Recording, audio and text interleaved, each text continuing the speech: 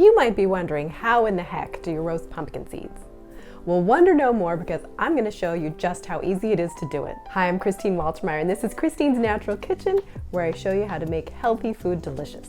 If you're new here, be sure to hit the subscribe button and the notification bell to find out when new videos are released each week.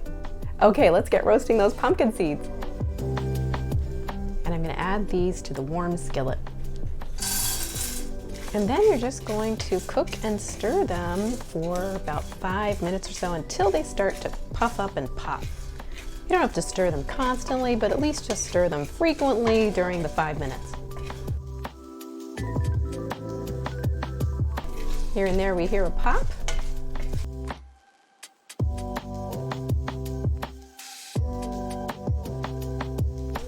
If you see that they're browning before the 5 minutes is up, feel free to take them off the heat.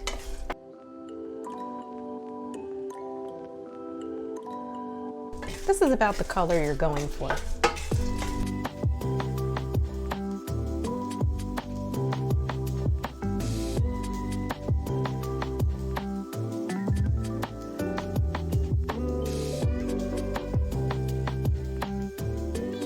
And there you go, it's just that easy.